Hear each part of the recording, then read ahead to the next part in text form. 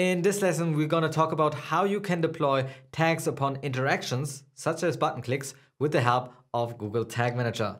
All and more coming up.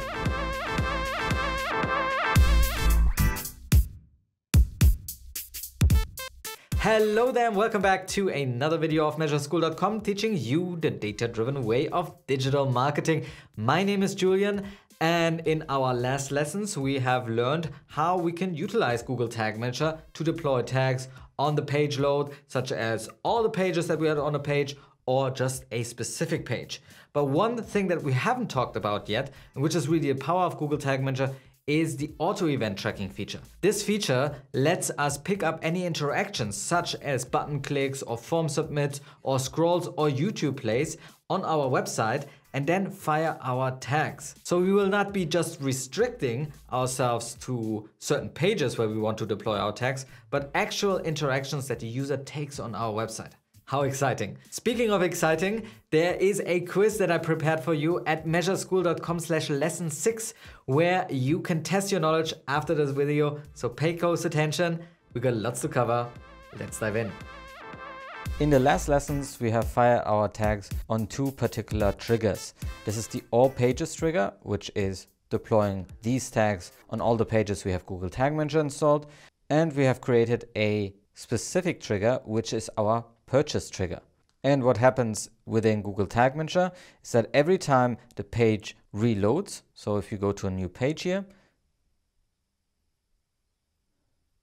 our trigger gets evaluated and Google Tag Manager decides whether to fire our tag or wait for the next time a page loads to evaluate your trigger again. So for example, here on this page view, we have our Facebook page view all pages trigger. And if I click on it and scroll down, we can see here our all pages trigger evaluated to true. This is the little check mark here, and our tag fired and deployed our tag. As opposed to this Facebook ads event on the purchase event, this didn't fire because we specified a filter rule right here, which states that the page URL needs to contain checkout order received, which is obviously not the case. Now, all of these triggers are little rules that determine whether your tag should fire or not. And they get evaluated on certain events. And these events are like checkpoints that you see here on the left side. Every time we reload a page, 3 events get sent by default, which is the page view, the DOM ready, and the window loaded. And right now we are evaluating on the page view event. This means at this event, at this point in time, our trigger gets evaluated and checked for certain conditions. Now, what we want to do in this lesson is actually trigger a tag upon a button click, for example, this. But when this button click happens, we don't actually have anything inside where we can check upon this event whether our condition turned true. So we need to somehow let Google Tag Manager know that there's a click that happened. And this is what we're going to use auto event triggers for. Let's take a look at how they work.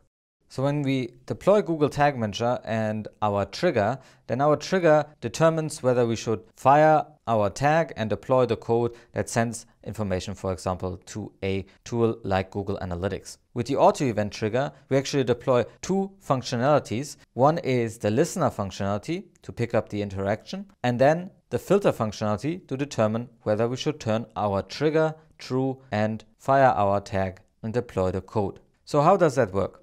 If you have a page where you have Google Tag Manager installed, then we can already determine when the user changes the page. But there's more going on a page, for example, clicks. Now, if we want to pick up these clicks and forward them on to our tool like Google Analytics, we need to deploy our auto event tracking, which means we install a listener functionality through the trigger and listen to all the clicks that are happening on the website. And these get forwarded on to the filter, which then determines, okay, only this click is something we want to evaluate. And if it's true, we want to fire our tag like a Google Analytics event tag. So let's install this with Google Tag Manager. So back at our demo shop, we have here a button that we want to track. The click on this add to cart button is the interaction that we want to pick up with Google Tag Manager. The first thing that we need to do is to deploy our listener functionality through our trigger. So let's go up to Google Tag Manager here and click on triggers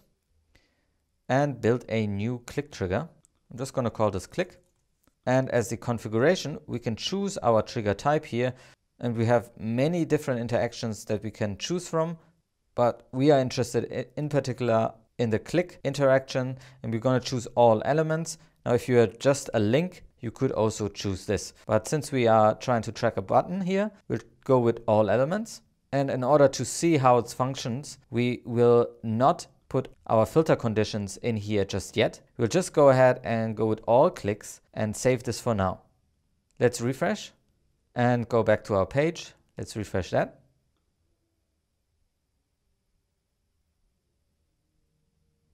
And now you will see every time you click on the page, you will see a new event happening in our preview and debug mode. Here's a GTM click, here's a GTM click, there's a GTM click, there's a GTM click. So we have many GTM clicks now in our preview and debug mode. Now what we would need to do is evaluate our filter conditions upon this GTM click. And this is where variables come in. Now variables are little placeholders that get filled every time a new event happens here. We have the page path, the page URL, the page host name, but these don't really change since we are still on the same URL, we are still on the same path and the host name. We would need to have some kind of variable that actually reacts on click. And there are some built-in ones that we can activate.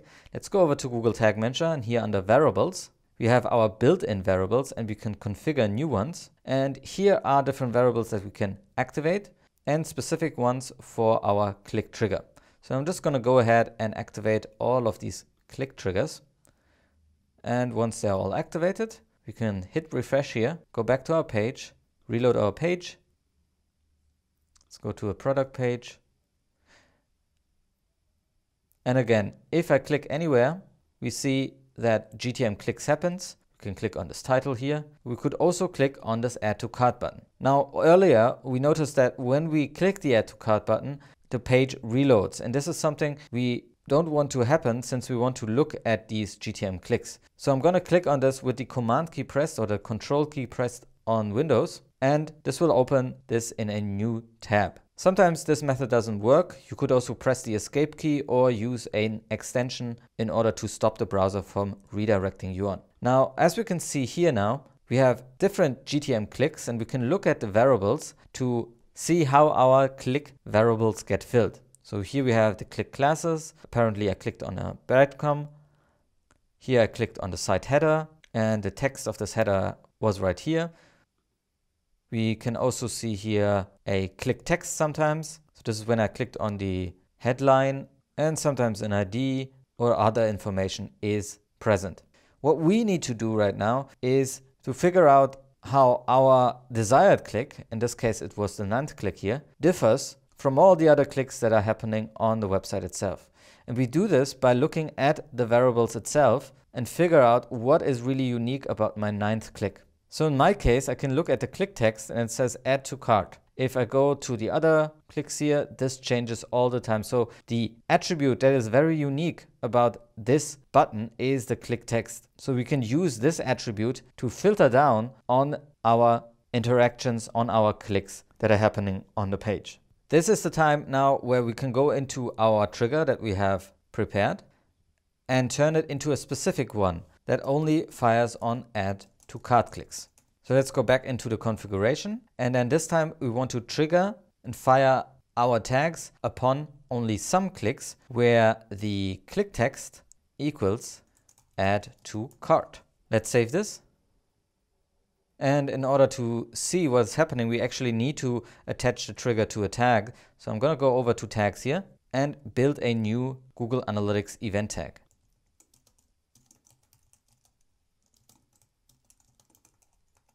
I'm going to click Tag Configurations and choose my Google Universal Analytics tag template.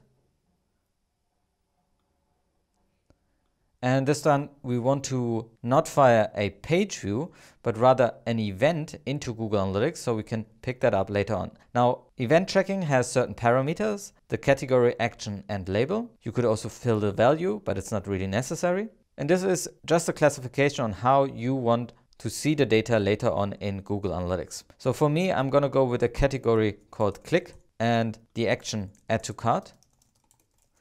And then the label, I'm actually interested on which page this happens. So I'm going to go ahead and fill this out dynamically with my page path. So this will be automatically replaced when the user clicks on the Add to Cart button with the URL that he's currently on.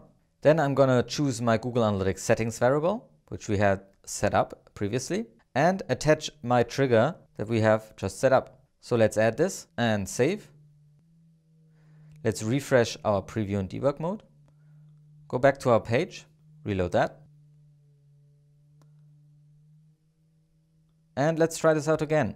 I'm going to click on the title. Let's see if something happens. Nothing happens on this event. Let's click on this box here. Nothing happens either. But now I'm going to click on Add to Cart button with the Command key pressed. And we should see on our 7th click, we have a tag that fired. This is our Google Analytics event Add to Cart click. Again, a little bit of a Q&A here. We have Google Analytics firing. And if you click on it, we see events that fired. This is our click, add to cart, and label, and so on. Now, if you wanted to see this information later on, you can go into your Google Analytics. Here we go. And we can go into the real-time reporting under events to see what events have entered the account. And here we see our event category, click, and add to cart. We also would see if we click through that this happened on the event label product Happy Ninja, which is the page path that I'm on right now. Now, the real-time reporting is not really looking at long-term data. If you wanted to analyze this later on, you can go under the behavior reports, and here under events, you would see all the events that fired into your account and analyze them. Now, there are none in here right now because it usually takes a little while to enter all the data into these reports, but this is where you would find your event data. So now we have successfully built our first auto event trigger. Let's also, for completion's sake, put this into our events tab here in our tag plan. We have already something prepared here, button click, add to cart, and this fires an event to Google Analytics. And let's put in a tick box here. This is also active. Now that we have already created the trigger, we can obviously reuse this. For example, let's fire an event to Facebook advertising so we can do remarketing and build a custom audience. All we would need to do is in Google Tag Manager, go over to our tags and create a new tag. This would be to Facebook ads. It's going to be a custom event that is upon add to cart click. As the configurations, we choose again custom HTML. What is the custom HTML that we would use? Let's go over to our Facebook pixel and look at the configurations. Set up a new event. Here we go. And we can go with e-commerce and retail. They have certain events here. The add to cart event is what we want to send on. So this would be the code that we would need. Going to copy this, go over to Google Tag Manager and enter our code right here. So this is the Facebook track event. You know that we have already sent our library, so the big code, in another tag. So that's something we're not going to set up again. And now we're going to just use our already configured click add to cart trigger to fire our Facebook ads event. Let's refresh, go back to our page. Add to cart with the command key pressed. We see now there's under the Facebook pixel helper that we have our add to cart event that we just fired. And in the Facebook pixel helper, we should also see our test events here. Well, let's do this again since we haven't had it open. Now we see our add to cart event just fired with our desired code, and the page URL is also sent over. So this is how you can set up your auto event trigger with the help of Google Tag Manager and send on events to Google Analytics, Facebook ads, or even Google Ads. Don't forget, at the end, if you want to take this live to all your users, you will need to submit a version and deploy this on your website.